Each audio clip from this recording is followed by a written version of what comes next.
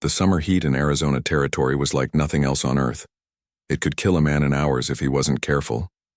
But Rosa Elena Vasquez had learned to live with it, just like she'd learned to live with everything else the desert threw at her. Her small adobe house sat alone on the edge of Tucson, where the town ended and the wild began. The walls were thick and cool, built by her late husband's hands before the sickness took him away last winter. Now it was just Rosa, her goat, a few chickens, and the endless stretch of desert that seemed to go on forever. People in town called her the healing woman. When babies decided to come into the world, they sent for Rosa. When someone got hurt or fell sick, they knocked on her wooden door. She had a way with herbs and plants that grew wild in the desert. Her grandmother had taught her, and her grandmother's grandmother before that. But these were dangerous times in the territory. The Apache tribes were fighting to keep their land, and the American soldiers were fighting to take it. Families got caught in between. People disappeared. Trust was something you couldn't afford, especially when it came to strangers. On this particular day in July, Rosa was working in her small garden behind the house. The sun was beating down something fierce, but the tomatoes needed water if they were going to survive. She had her wide hat pulled low and a wet cloth around her neck to keep cool. The chickens were pecking around her feet, looking for bugs in the dirt. Her old goat, Esperanza, was chewing on some dried grass in whatever shade she could find. Everything was quiet except for the sound of water trickling from Rosa's bucket onto the thirsty plants. That's when she heard it. Soft footsteps on the hard ground. Not the heavy boots of a man or the quick steps of someone from town. These were different. Careful. Light.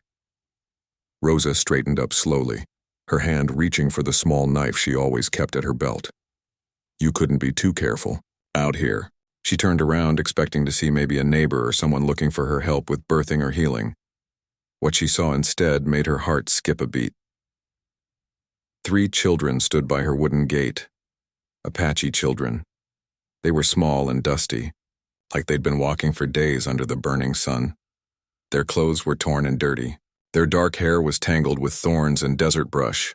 The oldest was a boy, maybe 10 years old. His eyes were old for his age, the kind of eyes that had seen too much. Next to him stood another boy, smaller, maybe 8. He was trying to be brave like his older brother, but Rosa could see the fear in his face. The third child was a little girl, no more than 6 years old. She was hiding behind the older boys, peeking out with big, scared eyes. Her small hands clutched a torn piece of cloth that might have once been a doll. For a moment, nobody moved. Rosa knew what her neighbors would say. Apache children meant Apache warriors weren't far behind. It meant danger. It meant trouble with the soldiers. It meant she should close her door and pretend she never saw them. But looking at these 3 small faces, all Rosa could see were hungry, scared children who needed help. The oldest boy took a step forward. He said something in Apache, then tried, again in broken Spanish. Por favor, he said, his voice barely more than a whisper. Agua. Water. They needed water. Rosa looked around. Her nearest neighbor was old Miguel Santos, and his house was a good mile away. No one else was around to see. No one else would know. She set down her water bucket and walked slowly toward the gate. The children tensed up, ready to run if they needed to. But Rosa held up her hands to show she meant no harm. Agua, si, she said softly. Water, yes. She opened the wooden gate and stepped back, giving them room. The children looked at each other, having a quick conversation in their own language. The oldest boy nodded, and they walked slowly into her yard. Rosa could see now how bad off they really were. Their lips were cracked from thirst. Their feet were cut and bleeding from walking on sharp rocks. The little girl looked like she hadn't eaten in days. Come, Rosa said, using simple Spanish words and hand signals. Inside, out of the sun. She led them to her door and opened it wide. The cool air from inside the adobe house seemed to call to them. But the children hesitated. They'd probably been taught never to trust strangers, especially Mexican settlers. Rosa went inside first and came back with a clay jug of cool water and a wooden cup. She poured water into the cup and handed it to the oldest boy. He sniffed it, First, then took a small sip. When nothing bad happened, he drank it down fast and handed the cup to his younger brother. While the children passed the water cup between them, Rosa watched the desert around her house. No dust clouds from horses. No movement on the distant hills, but that didn't mean much. Apache warriors could move like ghosts when they wanted to. The little girl finished drinking and wiped her mouth with the back of her hand. She looked up at Rosa with those big eyes and whispered something in Apache. Rosa didn't understand the words, but she understood the meaning. "Thank you." "More?" Rosa asked, pointing to the water jug. The children nodded eagerly. Rosa refilled the cup and let them drink their fill. When they were done, she motioned toward her house again. "Food," she said in Spanish, then rubbed her stomach to make sure they understood. "Comida." The children looked at each other again. Rosa could see they were torn between hunger and caution. Finally, the oldest boy made the decision. He nodded and said something to his siblings in Apache. Rosa led them inside her cool, dark house. It wasn't much to look at. A single room with thick walls, a small fireplace, a wooden table, and her bed in the corner. Clay pots and dried herbs hung from the ceiling beams. It smelled like sage and desert flowers. The children stood just inside the door, ready to bolt, if they needed to. Rosa moved slowly, not wanting to scare them. She went to her food stores and pulled out what she had. Some dried corn, beans that had been soaking since morning, and a small loaf of bread she'd baked the day before. She tore the bread into pieces and handed them to the children. They ate like they were starving, which they probably were. While they ate, Rosa heated up the beans over her small cooking fire and mixed some ground corn with water to make a simple meal. The little girl finished her bread first and looked around the room with curious eyes. She saw Rosa's collection of smooth river stones on a shelf near the window. The stones were different colors, red, blue, green, white. Rosa used them sometimes when she was helping sick people, believing they had healing power. The girl pointed at the stones and said something in Apache. Rosa smiled and picked up a smooth blue stone, holding it out to the child. The girl's eyes went wide with wonder as she took it in her small hands, turning it over and over in the light. For the first time since they'd arrived, the little girl smiled. The beans were ready now, and Rosa served them in clay bowls. The children ate eagerly, but quietly, always watching the door and windows. They were like young deer, ready to run at the first sign of danger. As the sun started to set outside, Rosa faced a difficult choice. She could send the children on their way, back into the desert night where anything might happen to them. Or she could let them stay, knowing it could mean trouble for all of them if the wrong people found out. She looked at their tired faces and made her decision. "Sleep here tonight," she said in Spanish, pointing to the floor where she could make beds with her extra blankets. "Safe here." The oldest boy understood. He spoke to his siblings in Apache, and Rosa could tell they were talking it over. Finally, he nodded. "Gracias," he said, using one of the few Spanish words he knew. Rosa smiled and began pulling blankets from a wooden chest. As she made beds on the floor for the 3 children, she wondered what tomorrow would bring. She was taking a big risk, but she couldn't turn away children who needed help. Outside, the desert night was full of sounds. Coyotes calling in the distance, the hoot of an owl, the scurry of small animals in the brush. But inside the thick adobe walls, the children were safe and warm. The little girl still clutched the blue stone Rosa had given her. The younger boy had fallen asleep almost as soon as he lay down on the blanket bed. But the oldest boy stayed awake, watching the windows and listening to every sound. Rosa sat by her small fireplace, mending one of the torn shirts the children wore. By the flickering firelight, she could see the boy's eyes reflecting like a young wolf's. He was protecting his family even here in this safe place. "What's your name?"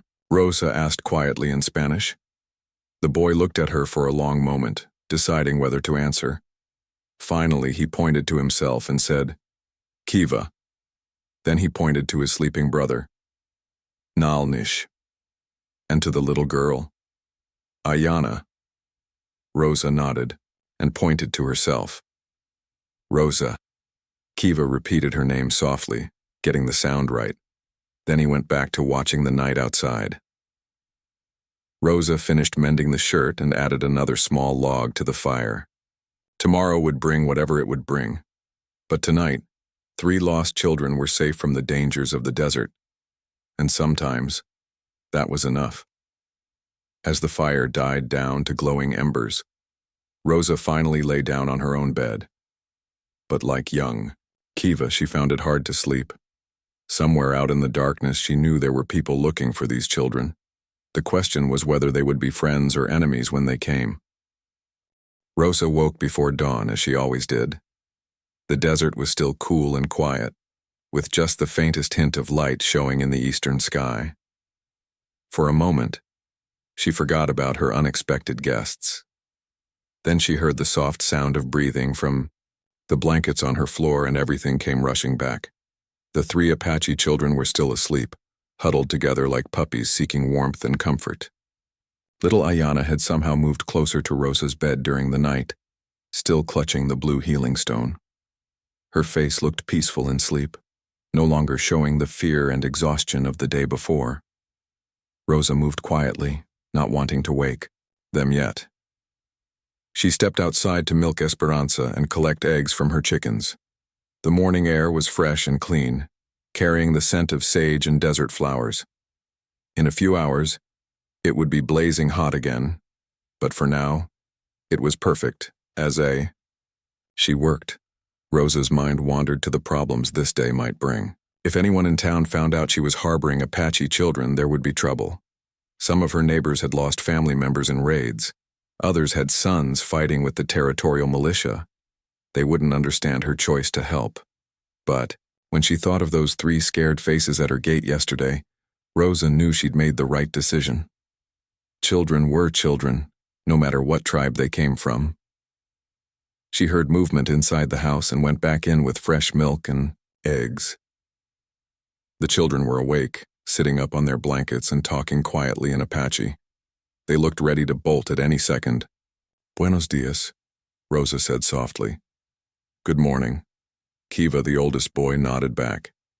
"Buenos dias," he repeated carefully. Rosa smiled. He was a quick learner. She set about making breakfast, cracking eggs into an iron pan and slicing some of her homemade cheese. The children watched her every move, fascination mixed with wariness. When the eggs started sizzling, little Ayana's stomach growled loudly. She looked embarrassed and tried to cover her belly with her hands. Rosa laughed gently and pointed to the cooking food. "Soon," she said in Spanish, then repeated it in English. "Soon." While the food cooked, Rosa examined the children more carefully in the morning light. They all had cuts and scratches from their journey through the desert. Nalnish, the middle boy, had a particularly bad scrape on his leg that looked infected. Rosa fetched her basket of healing supplies. She had clean cloth, various dried herbs, and a special salve she made from desert plants. The children watched nervously as she approached with the basket. "Medicine," Rosa explained, pointing to Nalnish's wounded leg.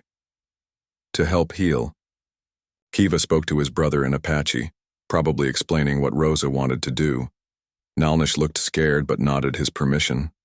Rosa worked gently, cleaning the wound with water and herbs, then applying her healing salve.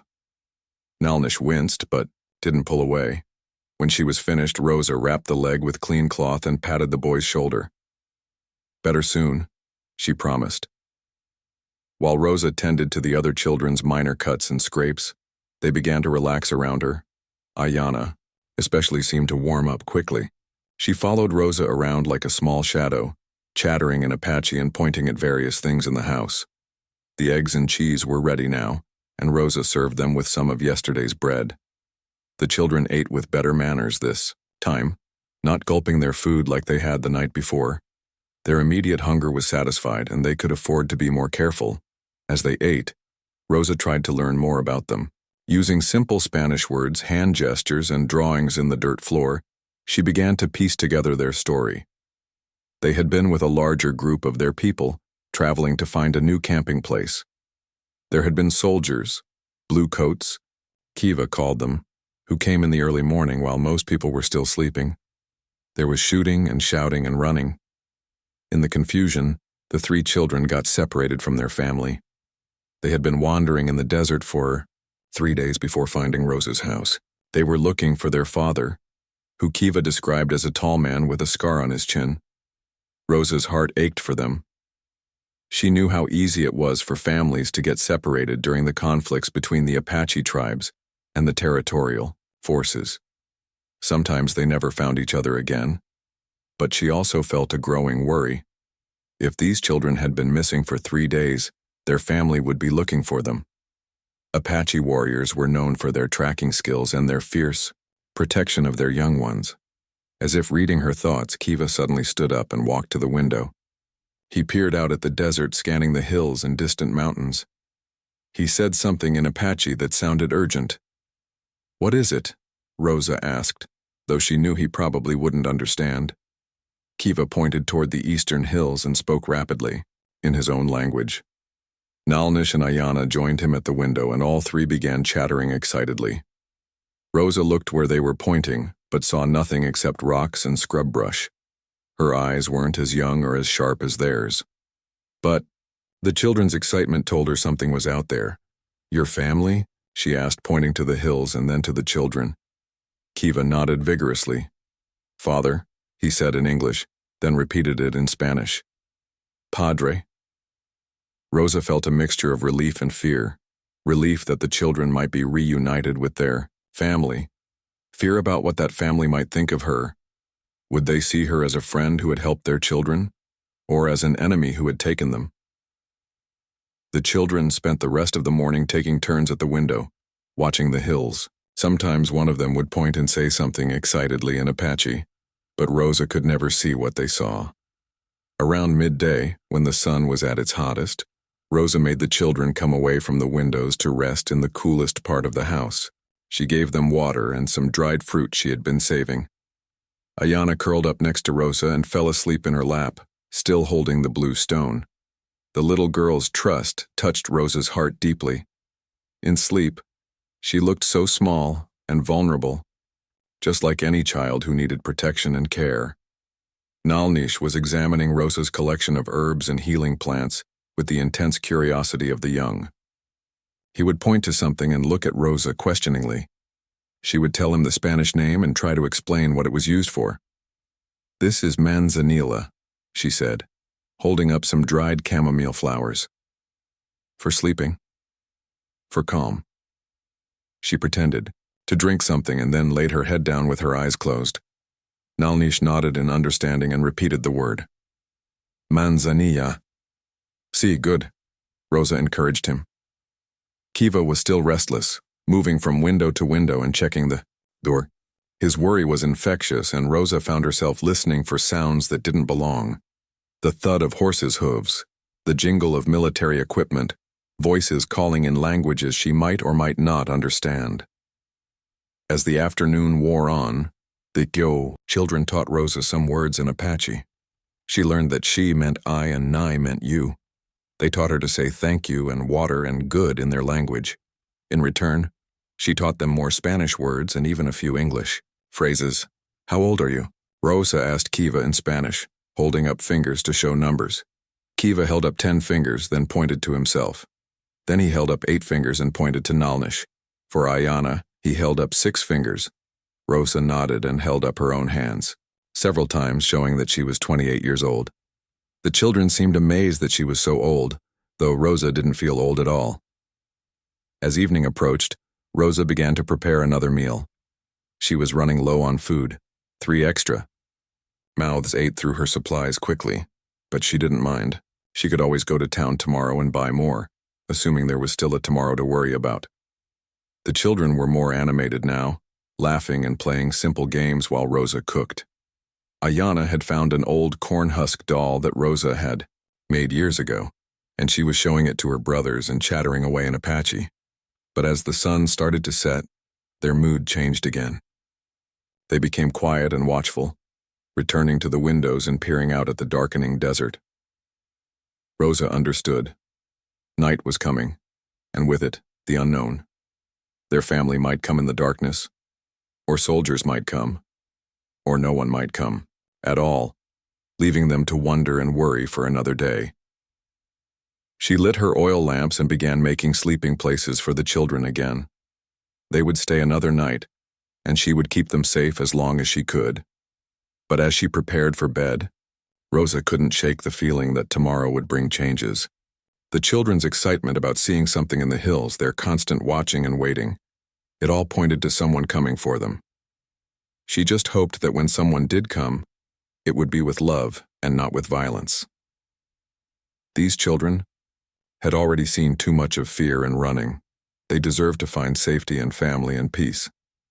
Outside, the desert night settled in with its usual chorus of sounds. But tonight, Rosa thought she heard something different in the wind. A whisper of movement, a sense of watching eyes. Tomorrow, she knew, would bring answers to questions she wasn't sure she was ready to face. Rosa woke up different that morning. Something had changed in the night, though she couldn't put her finger on exactly what. The air felt thick with tension, like the moments before a desert thunderstorm when even the animals go quiet. The children were already awake when she opened her eyes. All three of them were crowded at the east-facing window, speaking in hushed, excited Apache. There was something different about them, too, a kind of electric energy that made Rosa's skin prickle with worry. She got up quickly and joined them, at the window. "What is it?" she asked. "¿Qué pasa?" Kiva pointed toward the distant hills where the sun was just starting to rise. At first, Rosa saw nothing but the usual landscape of rocks and desert brush, painted golden by the early light. Then Nalnish grabbed her hand and pointed more specifically. There, on a ridge maybe half a mile away, Rosa could make out the silhouette of a man on horseback. The figure was perfectly still, like a statue carved from the morning sky. Even from this distance, there was something powerful and commanding about the way he sat his horse. Rosa's heart started beating faster. "Your father?" she whispered. All three children nodded eagerly, chattering in Apache. But Rosa noticed something else in their voices. Not just excitement, but nervousness too. They wanted their father to come for them, but they were also worried about what might happen when he did. The figure on the ridge didn't move. He just sat there watching Rosa's little adobe house like a guardian spirit keeping watch over the desert. Rosa made breakfast with shaking hands. The children barely ate, too excited and nervous to focus on food. They kept running back to the window to check if the rider was still there. He was, always in the same position, never moving closer, never riding away. "Why doesn't he come down?" Rosa wondered aloud, though she was speaking more to herself than to the children. Kiva seemed to understand her question anyway. He spoke in Apache, gesturing toward Rosa and then toward himself and his siblings. From his tone and movements, Rosa guessed he was trying to explain something important. "Watch," Kiva said finally in his broken Spanish. "He see, you good or bad?" Rosa felt a chill run down her spine.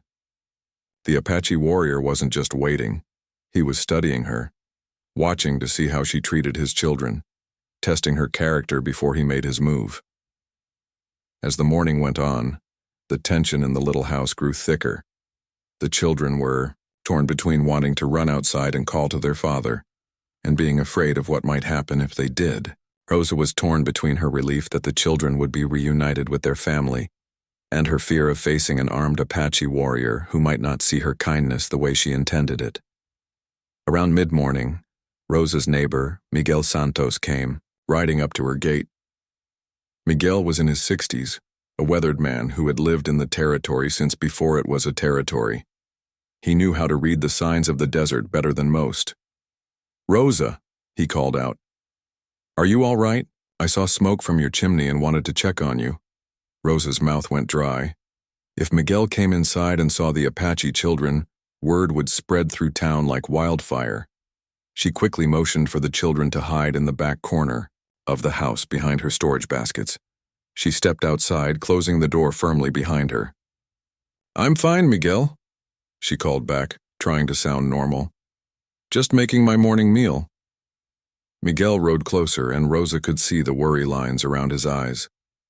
"There's been talk in town," he said quietly. "Soldiers came through yesterday, asking about missing Apache children. 3 of them supposedly lost during a raid up north. Rosa's heart nearly stopped. She forced herself to keep her expression calm. Oh? That's terrible. I hope they find their way back to their people. The soldiers are offering a reward, Miguel continued, studying Rosa's face carefully. $20 for information leading to the children. They think someone might be hiding them. $20 was more money than Rosa saw in 6 months, but she just nodded and said, I haven't seen any Apache children. If I did, I would have sent word to town immediately. The lie tasted bitter in her mouth, but she knew she had to protect Kiva, Nelnish, and little Ayana. Miguel seemed satisfied with her answer, but his eyes drifted to the eastern hills. Rosa's blood turned to ice when she realized he was looking right at the ridge where the warrior sat watching. There's been movement in those hills, Miguel said slowly. Apache scouts, maybe. You should be extra careful, Rosa. Lock your door at night and keep your rifle close. I will, Rosa promised. Thank you for the warning. After Miguel rode away, Rosa hurried back inside. The children emerged from their hiding place and she could see the fear in their eyes. They had understood enough of the conversation to know they were in danger. Soldiers looking for you, Rosa explained in simple Spanish, hoping they would understand. But you safe here? Kiva nodded grimly. He was young, but he understood the politics of survival. Apache children found by soldiers might not make it back to their families alive. They might be sent to government schools far away, or worse. Day dragged on with terrible slowness. The warrior on the ridge never moved from his position, and Rosa found herself checking the window every few minutes. Why was he waiting? What was he thinking? What was he planning to do? The children were getting more restless, too. Ayana started crying softly, overwhelmed by the tension she could feel but couldn't understand.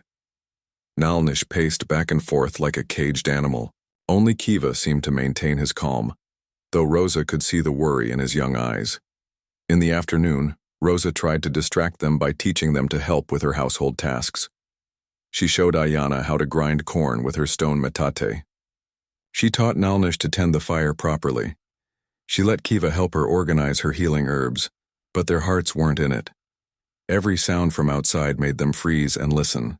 Every time the wind rattled the wooden shutters, they looked toward the door with hope and fear mixed together. As evening approached, Rosa noticed something else troubling. Her food supplies were running very low. She had shared everything she had with the children, but she couldn't stretch her stores much longer. She would need to go to town soon to buy more supplies. But how could she leave the children alone? And how could she go to town when soldiers were asking questions about missing Apache children? The sunset painted the desert in brilliant reds and golds, and still the warrior maintained his vigil on the ridge. Rosa could see him clearly now in the evening light, a tall figure with long black hair and what looked like war paint on his face. Tomorrow, she told the children as she prepared their evening meal. Tomorrow, something will happen. She didn't know how she knew this, but she felt it in her bones. The waiting was almost over. The warrior had seen enough, learned enough, decided enough. Tomorrow would bring answers. The children ate their dinner quietly, stealing glances at the windows. Even little Ayana seemed to sense that change was coming. She stayed close to Rosa, clinging to her skirt with one small hand while clutching her blue healing stone with the other. As Rosa made beds for the children one more time, Kiva came up to her. He spoke earnestly in Apache, pointing to himself, and then to Rosa. Though she couldn't understand his words, his meaning was clear. He was thanking her for taking care of them, and he was worried about what would happen to her when his father came. It's all right, Rosa told him gently in Spanish. You are good children. Your father will understand. But as she lay down to sleep that night, Rosa wasn't sure she believed her own words. Apache warriors had every reason to distrust Mexican settlers. Too much blood had been spilled on both sides. Too many families had been destroyed by the conflicts between their peoples. All she could do was hope that when tomorrow came, the warrior on the ridge would see her as she really was. Not an enemy to be feared, but a woman who had chosen compassion over fear, love over hatred. The desert wind sang its ancient songs around the adobe house, carrying prayers and promises into the star-filled night. And somewhere in the darkness, Rosa knew, a father kept watch over his children, waiting for the right moment to bring them home. Rosa didn't sleep much that night. Every sound in the darkness made her heart race. The cry of a coyote, the rustle of wind through the mesquite bushes, the settling creaks of her adobe house. She kept thinking about the warrior on the ridge and wondering what dawn would bring. When the first pale light appeared in the eastern sky, Rosa was already awake, staring at the ceiling beams above her bed. The children were still sleeping, but restlessly. Little Ayana whimpered softly in her dreams, while Kiva muttered words in Apache that Rosa didn't understand. She got up quietly and tiptoed to the window to check the ridge. Her breath caught in her throat. The warrior was gone. Rosa's mind raced, with possibilities. Maybe he had decided they weren't his children after all. Maybe he had given up and ridden away. Maybe he was coming down to her house right now under cover of darkness. She checked all the windows but saw nothing moving in the gray pre-dawn light. The desert looked empty and peaceful, giving no hint of the drama that had been building for 2 days. Rosa decided to start her morning routine as usual. She would milk Esperanza, collect the eggs, and make breakfast. Maybe keeping busy would calm her nerves. She stepped outside, breathing in the cool morning air. Everything seemed normal. The chickens clucked softly in their pen. Esperanza wandered over looking for her morning grain. The sun painted the eastern mountains in soft pink and gold. Rosa walked to her well to draw fresh water. She lowered the bucket into the cool depths and pulled it up, heavy with clear, sweet water. She was turning to carry it back to the house, when something made her look up. Her heart nearly stopped. 20 yards away, standing perfectly still between her and her front door, was an Apache warrior. He was tall and powerfully built, with long black hair that hung past his shoulders. War paint marked his face in bold stripes of red and black. He wore traditional Apache clothing, a breechcloth, high moccasins, and a shirt decorated with intricate beadwork. A rifle rested easily in his hands, though he wasn't pointing it at her. But what struck Rosa most was his eyes. They were dark and intelligent, studying her with an intensity that made her feel like he could see straight through to her soul.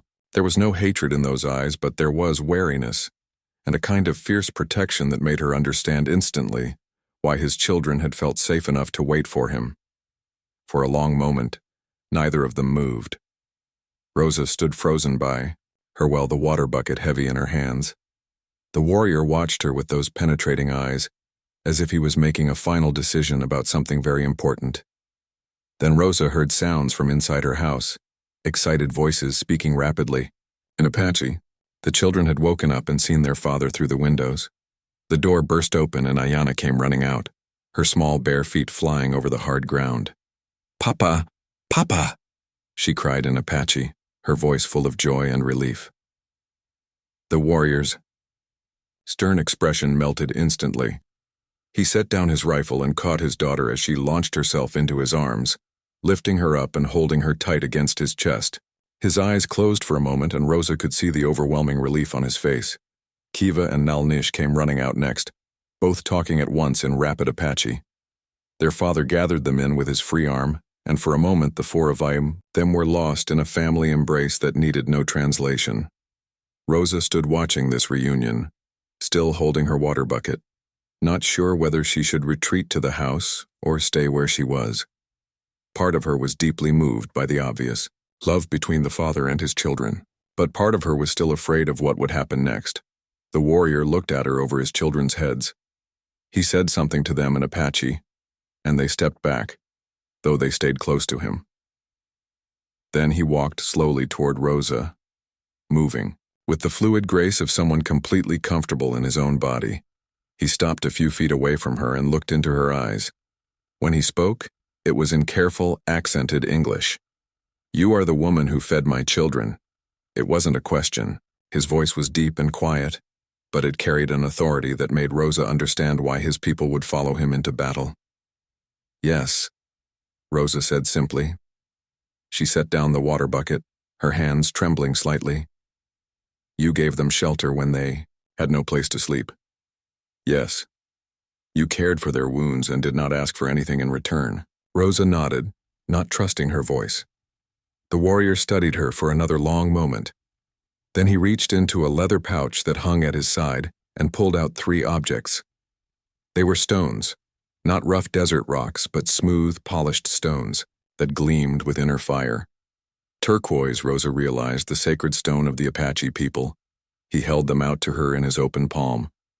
These come from the sacred mountain where my people have prayed for generations, he said. They are for you, Rosa Elena Vasquez, who showed the heart of a mother to children who were not her own. Rosa gasped.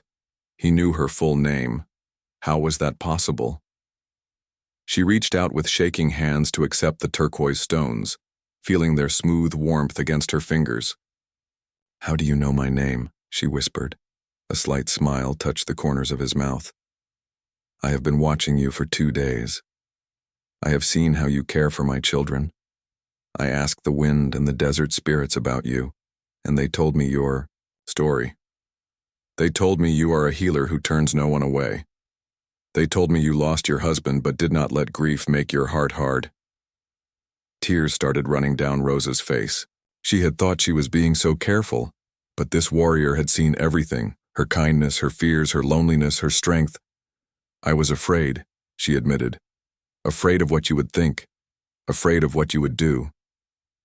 I was afraid too, the warrior said, and his honesty surprised her. Afraid that my children might have been hurt or killed. Afraid that strangers might see them only as Apache and not as children who needed help. He gestured toward Kiva, Nalnish, and Ayana, who were listening to this conversation with wide eyes. But you saw them as children first. You fed them and gave them water and made them feel safe. You risked your own safety to protect them. This is not something I will forget. Rosa wiped her eyes with the back of her hand. They are good children, anyone would have helped them. The warrior shook his head. No, not anyone. Many people in your town would have turned them away or called for soldiers. You chose differently. You chose kindness over fear. Little Ayana ran over to Rosa and hugged her legs, chattering in Apache. The warrior smiled and translated. She says you are her second mother. She says you gave her the magic blue stone that keeps nightmares away. Rosa looked down at the little girl clinging to her and felt her heart breaking. She had grown to love these children in just 2 days. Now they would leave with their father, and she might never see them again. Will you take them far away? Rosa asked. We will go where it is safe, the warrior replied. Away from the soldiers and the fighting, but not so far that we cannot remember our friends. He placed his hand over his heart in a gesture that seemed to have deep meaning. I am called Tahoma, he said. It means by the water in our language. My children will always remember the woman by the well who showed them kindness, and I will never forget the debt I owe you. Kiva stepped forward and spoke to his father in Apache, pointing toward the house. Tahoma nodded and turned back to Rosa. My son says you are running low on food because you shared what you had with them. This troubles him. He has the heart of a warrior, and warriors do not like to leave debts unpaid. It's all right, Rosa said quickly. I have enough. I can get more from town. But even as she said it, she knew it wasn't true. She had almost nothing left, and going to town while soldiers were asking about Apache children would be dangerous. Tahoma seemed to understand her situation without her having to explain it. He spoke to Kiva in Apache and the boy ran back toward the eastern hills. Rosa watched him go, wondering what was happening. My son has gone to get something for you, Tahoma explained. We have been camped in the hills, waiting and watching. We have fresh meat and other supplies.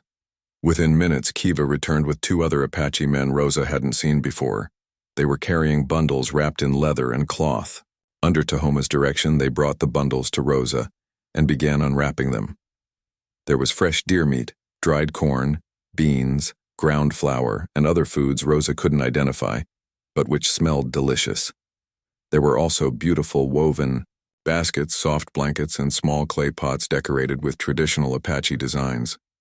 This is too much, Rosa protested. I can't accept all this. You can and you will, Tahoma said firmly. This is how Apache people repay kindness, with generosity. that matches what we received. Rosa was overwhelmed by the gifts, but more than that, she was overwhelmed by what they represented.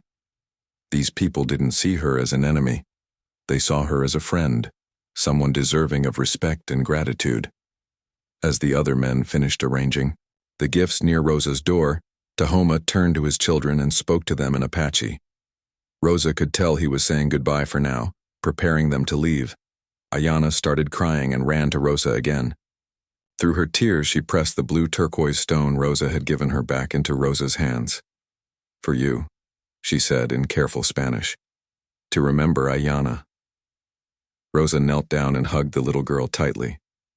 "I will never forget you," she whispered. Never. The days after Tahoma and his children left felt strange and quiet to Rosa. Her little adobe house seemed too empty without the sound of young voices chattering in Apache, without little feet running across the floor, without Ayana's laughter echoing off the thick walls. But the gifts they had left behind filled her home with warmth and beauty. The woven baskets held her belongings better than anything she had ever owned. The soft blankets made her bed more comfortable than it had been since her husband died. The clay pots, decorated with intricate Apache designs, held her water and food with a grace that made even simple meals feel special. Most precious of all were the 3 turquoise stones Tahoma had given her. Rosa placed them on the wooden shelf, by her window where the morning light would make them glow like captured pieces of sky. Every time she looked at them, she remembered 3 scared children at her gate and the warrior who had trusted her with what was most precious to him. Life went back to its normal rhythm. People from town came to Rosa when babies were ready to be born or when sickness needed healing. She tended her small garden, milked Esperanza, and collected eggs from her chickens. But something fundamental had changed in her. She felt less alone, less forgotten by the world.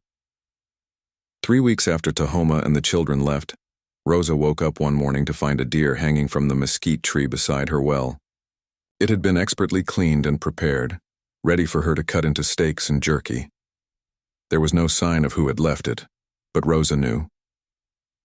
A week later, she found a bundle of medicinal plants she had never seen before, wrapped in soft leather, and left by her door. These weren't desert plants from around Tucson. They were mountain herbs that grew in higher, cooler places. Rosa studied them carefully, experimenting with small amounts until she understood their properties. They turned out to be powerful medicines for treating fevers and infected wounds. This became a pattern. Every few weeks, Rosa would find gifts left silently in the night. Sometimes it was food, fresh meat, wild berries, pine nuts from the mountains. Sometimes it was medicine, roots and herbs and healing plants that expanded her knowledge and made her a better healer. Sometimes it was practical items, a beautifully crafted water jug, a warm winter coat made from soft deerskin, moccasins that fit her feet perfectly. The people in town began to notice that Rosa seemed to have access to supplies and medicines they couldn't get. Some were curious, asking where she found such high-quality items. Rosa just smiled and said she traded with people who traveled through the territory. Miguel Santos was more suspicious. "That's Apache work," he said one day, examining a basket Rosa had brought to town. "I've seen enough of their crafts to recognize the style. How did you get this?" "A traveling trader," Rosa replied calmly. "There are people who move between the different tribes buying and selling." Miguel didn't look convinced, but he didn't push the matter. Rosa was grateful for his discretion, even if it came from confusion rather than understanding. As the months passed, Rosa began to realize that Tahoma was doing more than just leaving gifts. He was teaching her. The medicinal plants always came with enough quantity for her to experiment safely, learning their properties through trial and observation.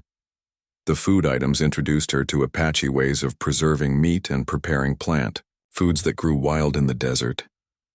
Rosa started keeping detailed notes about everything she learned, writing in a journal by lamplight in the evenings. She described each plant, how it was prepared, what ailments it treated, and how much to use. She documented Apache techniques for making jerky that lasted months without spoiling, for finding water in seemingly dry places, for reading weather patterns in the flight of birds. Without realizing it, She was becoming a bridge between two worlds: the Mexican healing traditions her grandmother had taught her, and the Apache knowledge that Tahoma was sharing through his gifts. One autumn evening, as Rosa was grinding corn by lamplight, she heard a soft knock on her door. Her heart jumped. People from town always called out when they approached. This gentle tapping was something different. She opened the door cautiously and gasped. Standing in her doorway was an Apache woman she had never seen before. She was perhaps 40 years old, with graying hair braided with silver ornaments. Her face was kind but serious, marked by years of desert sun and difficult experiences. The woman spoke in careful Spanish. "I am Ayana's mother. My name is Paloma. May I come in?" Rosa's knees nearly gave out. She stepped aside quickly, gesturing for the woman to enter. "Of course, please come in, sit down." Paloma entered Rosa's house and looked around with interested eyes. She saw the Apache baskets and blankets, the turquoise stones on the shelf, the medicinal plants hanging from the ceiling beams. A small smile crossed her face. "My husband and children have told me much about you," Paloma said, settling onto one of Rosa's wooden chairs. "But I wanted to see for myself the woman who opened her heart to strangers." Rosa's hands shook as she prepared tea. "How is Ayana? And the boys? Are they well?" "They are very well," Paloma assured her. "Ayana talks about you every day. She keeps the bird carving Nalnish made, and she tells everyone about the bluestone woman who saved them in the desert." Rosa felt tears starting. "I've missed them so much. Are they safe? Away from the soldiers?" Paloma nodded. "We are camped in the high mountains now, where the blue coats do not go. The children are learning the old ways from their grandparents. But Ayana insists that someday she wants to learn Mexican healing too, like her second mother." The words hit Rosa's heart like an arrow. "Her second mother? That is what she calls you," Paloma said gently. "In Apache, we believe that some children are blessed with more than one mother, the one who gives birth and the ones who give love when it is needed most. You are Ayana's second mother." Rosa wiped her eyes with her sleeve. "She is my daughter, too, even though we are not the same blood. All three of them are part of my heart now." Paloma reached into a leather bag she carried and pulled out something wrapped in soft cloth. She unwrapped it carefully, revealing a beautiful necklace made from turquoise, silver, and small carved beads. "This was my mother's necklace," Paloma said. "And her mother's before that. It has been passed down through 5 generations of Apache women. I want you to have it." Rosa's eyes went wide. "I can't accept something so precious. It should stay in your family." "You are family now," Paloma said firmly. "When you chose to help our children instead of turning them away, you became part of our people. This necklace belongs to strong women who protect others. It belongs to you." Rosa accepted the necklace with trembling hands. It was heavier than she expected, and she could feel the generations of love and strength that had been poured into its creation. "There is something else," Paloma continued. "I am a medicine woman among our people. I know the healing ways that Apache women have used for hundreds of years. My husband says you are learning from the plants he brings you, but learning from gifts is slow. I want to teach you properly." Rosa looked up in amazement. "You would do that?" "We would do it together," Paloma corrected. "You know things I do not know about birthing and Mexican healing plants. I know things you do not know about Apache medicine and desert survival. Together we could help more people than either of us could help alone." And so began an extraordinary friendship. Once a month, when the moon was dark and the desert was quiet, Paloma would come to Rosa's house. They would spend 3 days together, sharing knowledge and techniques, trading stories and wisdom. Paloma taught Rosa about plants that could heal snake bites, how to set broken bones using desert clay and plant fibers, how to deliver babies when things went wrong, and how to treat illnesses that Mexican medicine didn't understand. Rosa taught Paloma about European herbs that grew in town gardens, surgical techniques she had learned from a doctor in Mexico City, how to preserve medicines for long-term storage, and how to work with Mexican and American settlers who needed healing. Their friendship deepened with each visit. They discovered they had both lost their first children to illness. Both survived difficult marriages. Both found strength in helping others through their darkest moments. Despite coming from different worlds, they understood each other in ways that transcended language and culture. Word of Rosa's enhanced healing abilities spread gradually through the territory. She could now treat conditions that had previously been hopeless. She could help difficult births that other midwives couldn't handle. She could cure illnesses using plant medicines that seemed miraculous to people who had never seen Apache healing techniques. But Rosa was careful never to reveal the source of her knowledge. She couldn't protect Paloma and her family if people knew an Apache medicine woman was visiting her regularly. Years passed this way. Rosa became known as the finest healer in the territory, though she remained humble about her abilities. She helped Mexican families, American settlers, and occasionally, Apache people who came to her secretly in the night. Kiva visited her once when he was 16, tall and strong like his father. He came to thank her again for saving them, and to tell her he was learning to be a warrior and a healer both. Nalnish came when he was 14, bringing his new baby sister to meet the woman who had been like a mother to him. He had grown into a